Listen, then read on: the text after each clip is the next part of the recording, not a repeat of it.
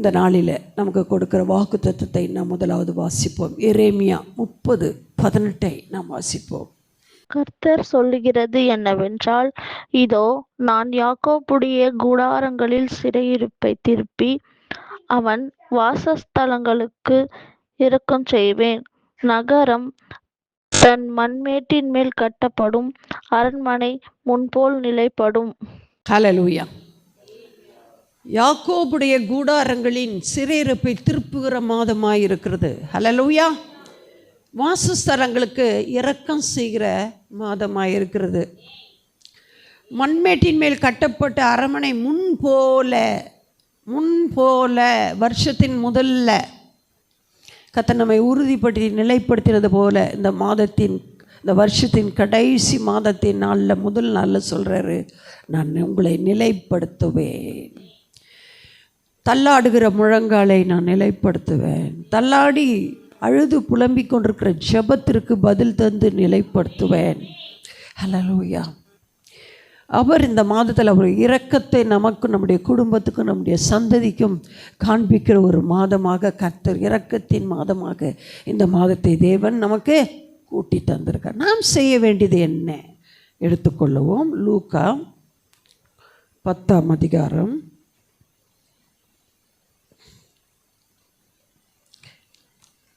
30ஆம் வசனத்திலிருந்து வாசிப்போம். அப்பொழுது தற்செயலாக ஒரு ஆசாரியன் அந்த வழியே வந்து அவனைக் கண்டு பக்கமாய் விலகி போனான். அந்தபடியே ஒரு லேவியனும் அந்த இடத்துக்கு வந்து அவனைக் கண்டு பக்கமாய் விலகி போனான். பின்பு சமாரியன் ஒருவன் பிரயாணமாய் வருகையில் அவனைக் கண்டு மனதுருகி கிட்ட வந்து அவனுடைய காயங்களில் எண்ணெயையும் திராட்சை ரசமும் வார்த்து காயங்களை கட்டி அவனை தன் சுய வாகனத்தில் மேல் ஏற்றி சத்திரத்துக்கு கொண்டு போய் அவனை பராமரித்தான். நாளிலே தன் புறப்படும் போது 2 பணத்தை எடுத்து சத்திரத்தான் கையில் கொடுத்தான். நீ அவனை விசாரித்துக்கொள், அதிகமாய் ஏதாகிலும் இவனுக்கு செலவழித்தால் நான் திரும்பி வரும்போது அதை உனக்கு தருவேன் என்றான். அப்படி இருக்க கள்ளர் கையில் அகப்பட்டவனுக்கு இந்த 3 பேரில் எவன் பிரியமாயிருந்தான்? உனக்கு எப்படி தோன்றுகிறது என்றார். அதற்கு அவன், அவனுக்கு இரக்கம் செய்தவனே என்றான். அப்பொழுது இயேசு அவனை நோக்கி, நீயும் போய் அப்படியே செய் என்றார். ஹல்லேலூயா. நம்ம அந்தபடியே செய்யும்படி அழைக்கப்பட்டிருக்கிறோம்.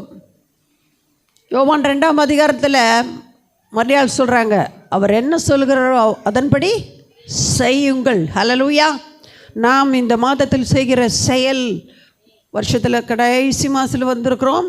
இந்த மாதத்தில் அதிகமாக தெய்வன் சொல்லுகிற காரியங்களுக்கு நாம் ஒப்பு கொடுத்து ஜெயம் எடுக்க கிருபை தருவாராக.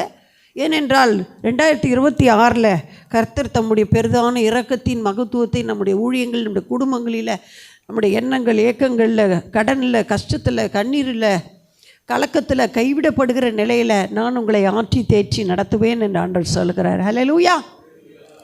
இங்கே ஒருவன் எருசலேமிலிருந்து எரிகோக்கு போகையில், நல்லா உங்களுக்கு அந்த கதை தெரியும்னு நினைக்கிறேன், கள்ளர் கையில் என்ன பண்ணான், அகப்பட்டுட்டான். அவனை என்ன பண்ணிட்டாங்க, வஸ்திரங்களை உரிந்து கொண்டு விட்டான்.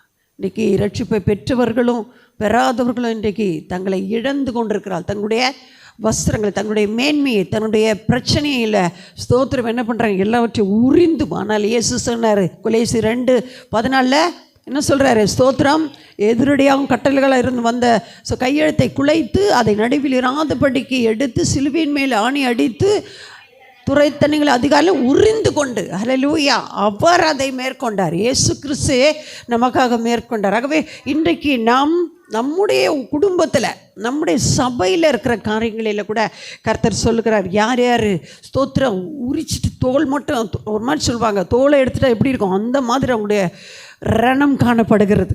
ஸ்தோத்திரம், அந்த காயங்களை இந்த மாதத்தில் அவர் ஆற்றுவார். ஹல்லேலூயா. சொல்ல முடியாத ரணம், ஸ்தோத்திரம், அதை பற்றி விவரிக்க முடியாத ஒரு கலக்கம். ஹல்லேலூயா. குற்றுரை விட்டு போயிட்டான், பிசாசு விட்டுட்டான், பல காரியங்களை இவங்க மேற்கொண்டு செய்து முடியாமல் இயலாமையினால விட்டுட்டாங்க. ஆனால் ஆண்டவர் சொல்கிறாரு, தற்செயல. ஆனால் ஆசாரியன் பார்த்துட்டு போயிட்டான், அடுத்து லேவியனும் பார்த்துட்டு போயிட்டான். ஆனால் நல்ல சமாரியன் சமாரியன், நல்ல சமாரியன். ஹல்லேலூயா. அவன் என்ன செய்தான்? அவனை கண்டு மனதுருகுனான். நாம் இந்த நாளில் ஆண்டவர் சொல்கிறாரு, நீங்களும் நானும் மனது உருகணும். ஹல்லேலூயா. இந்த உலகத்தின் காரியங்களை பார்க்கும் பொழுது ஆண்டவரே, இந்த உலகம் நரகத்துக்கு, உலக ஜனங்கள் நரகத்துக்கு போகிறாங்க, நம்முடைய இனஜன பந்து மக்கள் நரகத்துக்கு போகிறாங்க. நீங்களும் நானும் என்ன செய்து கொண்டிருக்கிறோம் இப்பொழுது? ஹல்லேலூயா. ஓ ஹல்லேலூயா. பிறனுக்கு வேண்டிய காரியங்களை நாம் நோக்க வேண்டிய காலமாக இருக்கிறது. ஹல்லேலூயா. ஸ்தோத்திர ஆண்டவர் அதை தான் நீங்கள் சொல்லுகிற. கிட்ட வந்தான். நாம் அவர்களை அணுகும் முறையில் அன்பாய், மென்மையாய், பரிசுத்தமாய் ஒவ்வொருவருக்கும் இந்த உலகத்தின் ஜனங்கள் முதலாவது நாம் ஜெபிப்போம். ஆண்டவரே, எனக்கு கொடுத்த ஸ்தோத்திர ஊழியத்தை, குடும்ப காரியங்களை நான் செய்ய இன்னைக்கு ரொம்ப தூரம் இருந்திருக்கலாம்ல, நம்மளால் முடியல அப்படின்னு சொல்லிட்டுல கிட்ட வர சொல்ல. கிட்ட வந்து என்ன செய்தான்? அவன் காயங்களில் எண்ணெயை ஊற்றினான். எண்ணெய் எதை குறிப்பிடுகிறது? சமாதானத்தை, பரிசுத்த ஆவியானுடைய பலத்தை குறிக்கிறது. நாம் கூட என்ன செய்யலாம்? ஸ்தோத்திரம், சமாதானமாக நம்முடைய காரியங்களை செய்ய இந்த மாதம் இன்னும் நம்ம என்ன சொன்னால், ஸோ மற்றவர்களுக்கு நாம் உதவி செய்ய நினைக்கும் பொழுது, இந்த உலகத்தின் ஜனங்களுக்காக நாம் பரிதபிக்க நினைக்கும் பொழுது, நமக்குள்ளே, நம்முடைய குடும்பத்துக்குள்ளே, நம்முடைய சபைக்குள்ளே நம்ம நிறைய காரியங்களில் அணுகுமுறையில் இன்னும் கிட்ட வரணும். அது மட்டுமல்ல, நம்முடைய சமாதானத்தை அவர்களுக்கு தெரிவிக்கணும். திராட்சரசம் வார்த்தை காயங்களை கட்டுறாங்க. அவன் காயங்களை கட்டுகிறவனாக இருக்கிறான், சமாதானம் பண்ணுகிறவனாக இருக்கிறான், ஆறுதல் செய்கிறவனாக இருக்கிறான். ஓ, அவன் மூலம் பெரிய ஒரு அங்கே ஸ்தோத்திரம் அந்த காயத்தை ஆற்றும்பொழுது அந்த மனுஷனுக்கு எப்படி இருந்திருக்கும்ல, அப்பா எவ்வளோ நல்லா ஸ்தோத்திரம் ஒரு ஒரு ஒரு ஒரு சுகத்தை அவன் பெறுவான் இல்லை? நாம் கூட அநேகருக்கு ஸ்தோத்திரம் உள்ளான சுகம், மேலான சுகத்தை பெற்றுக்கொள்ள நாம் இந்த மாதத்தில் எழுந்திருப்போம். ஹல்லேலூயா. ஆண்டவர் சொல்கிறாரு, அவனை கட்டி தன் சுய வாகனத்தின் மேலாம், ஏன் சம்பாத்தியத்தில், ஏன் அன்பில், எனக்கு கர்த்தர் கொடுத்த கிருபையில் நான் அவர்களை ஏற்றிக்கொண்டு சுமந்து கொண்டு, ஹல்லேலூயா. பெற்றோருக்கு நீங்கள், பிள்ளைகளுக்கு நீங்கள், ஸ்தோத்திரம் உறவுக்கு நீங்கள் அவர்களை ஏற்றிக்கொண்டு அவர்களை உங்களுடைய ஜெபத்தில் வைத்து கண்ணீர் விட்டு அவர்களுக்குள் இருக்கிற அந்த இயலாமையை நீங்கள் மன்னித்து அவர்களுக்காய் பரிதபித்து ஜெபிக்க வேண்டியவர்களாக இருக்கிறோம். ஹல்லேலூயா. ஏற்றிக்கொண்டு சத்துர காரணத்துக்கு, சபைக்கு, அவளுக்கு வேண்டிய இடத்துல, வேலையிலே அவங்களுக்காக ஜெபம் பண்ணி வேலைக்காக ஜெபித்து அவளை அந்தந்த ஸ்தானத்தில் அவர்களை அமர செய்ய சத்திர காரணத்தில் கொண்டு போய் அவனை பராமரித்தான். நம்முடைய வாழ்க்கையில் இது பெரிய காரியம், இது சின்ன சின்னதாக சொல்லி முடிக்கிறேன். அந்த பராமரிக்கிற ஒரு, போஷிக்கிற ஒரு தெய்வீக குணம் நமக்குள் ஜெபிக்கணும். ஸ்தோத்திரம். ஆண்டவரே, நம்ம வெளியரங்கமாக அல்ல, நன்மை செய்ய திராணி இருக்கும்போது சொன்னார், செய்யத்தக்கவர்னு சொன்னார். ஆண்டவர் ஸ்தோத்திரம் அப்போஸ்தலர் 10:38 சொல்கிறார், நன்மை செய்கிறவராய் சுற்றித் திரிந்தார். பிசாசு எவனை விழுங்கலாமோ என்று சுற்றித் திரிகிற இந்த காலத்தில் நாம் பிசாசின் கரத்தில் இருக்கிற மக்களை கண்டு, இனங்கண்டு அவர்களுக்காக நாம் ஜெபிக்க வேண்டும். அவளுக்கு ஆவணை நாம் செய்ய வேண்டும். ஹல்லேலூயா. சத்துரு காரணத்தில் நினச்சிதான் அவனை கொண்டு போய் பராமரித்தான். மறுநாளில் அவன் புறப்படும் போது 2 பணத்தை எடுத்து என்ன செய்கிறான்? சத்துருக்காரர்களுக்கு கடத்தில் கொடுத்து, இவனுக்காக வச்சுக்கோ, இந்தா. நாம் அப்படி செய்ய வேண்டும். நம்முடைய ஜெபத்தினால் அவர்களை தாங்க வேண்டும், அன்பினால் தாங்க வேண்டும். தாளந்துகள் என்னது? நமக்கு கொடுத்த கிருபை வரங்கள் மூலம் அவர்களை ஆசீர்வதிக்க வேண்டும், சபிக்கக்கூடாது. அவர்களை உயர்த்தும்படியாக, அவளுக்கு எந்த தீங்கு இழைக்கிற மாதிரி நாம் என்ன செய்யக்கூடாது? எந்த காரியத்தை ஞானமாய் செயல்பட வேண்டும். ஹல்லேலூயா. அவன் சொல்கிற பாருங்க, சத்திரக்காரத்தில் கொடுத்து, நீ இவனை விசாரித்து அதிகமாக ஏதாகிலும் வேணுமானா நான் என்ன பண்ணுறேன், நீ செலவழிச்சிட்டா நான் திரும்பி வரும்போது உனக்கு தருவேன். ஹல்லேலூயா. ஆண்டவர் நம்மிடத்துலேயும் அப்படி தான் குடும்பத்தை கொடுத்துருக்கிறாரு. அவர் வரும்போது ஹல்லேலூயா, அவர் வரப்போகிறார். ஹல்லேலூயா. ஸோ ஆண்டவர் எல்லாவற்றையும் கவனிக்கிறார். ஸ்தோத்திரம். நாம் என்ன பண்ணோம்? இப்படி ஒரு இரக்கம், எப்படியெல்லாம் இரக்கம் செய்ய வேண்டும் என்பதை இந்த இதில் பார்க்குறோம் நம்ம. ஹல்லேலூயா. ஆண்டவர் நமக்கு இரக்கம் செய்வார். நாம் ஆண்டவருக்காக அவர் செய்தது பெருசு, நாம் செய்தது சிறுசு.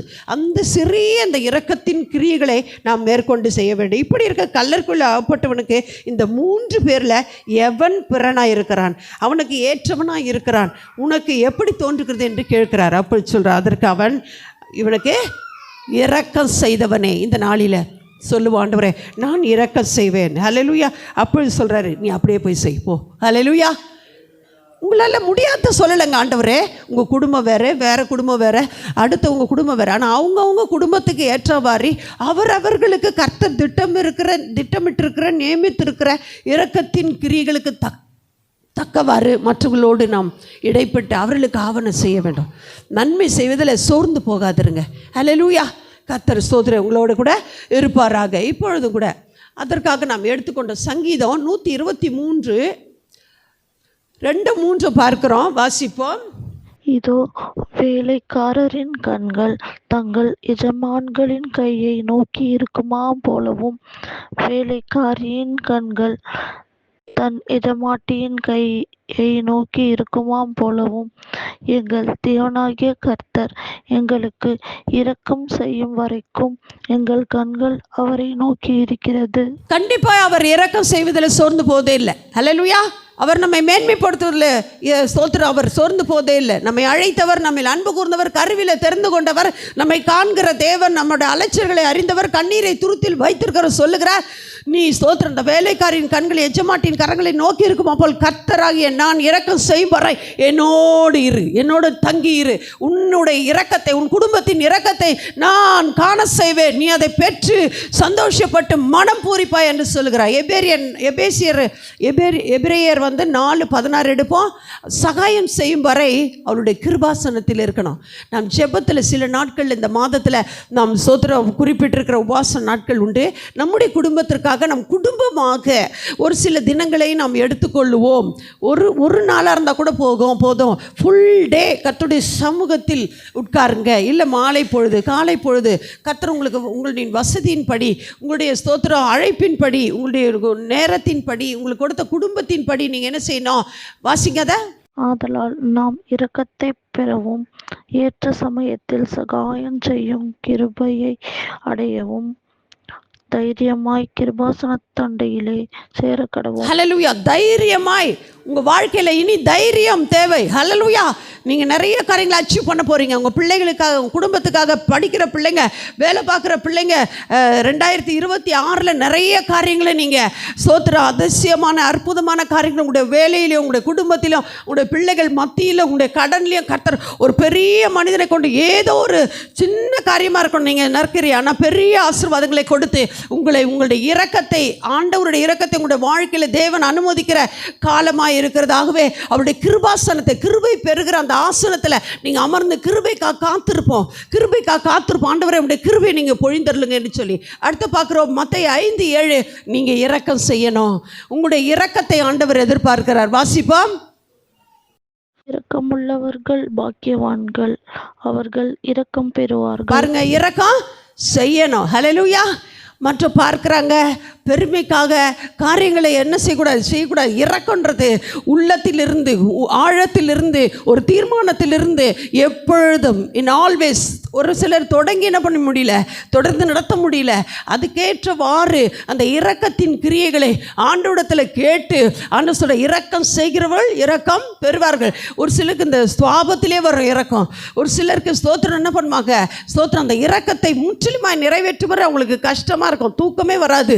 ஆகவே நாம் இந்த வேளையில் ஆண்டோடைய இரக்கத்தை பெறணும்னா இறங்கணும், இறக்கம் இருக்கணும். ஐயோ அவங்க அப்படி இருக்காங்களே, ஐயோ இந்த காரியம் இப்படி இருக்கு, நான் இதற்கு என்ன செய்வேன் ஆண்டவரை, நான் என்ன செய்யணும் ஆண்டவரை, அந்த இரக்கத்திற்காக நாங்கள் கெஞ்சுவோம். சங்கீதம் 145:8 வாசிப்போம்.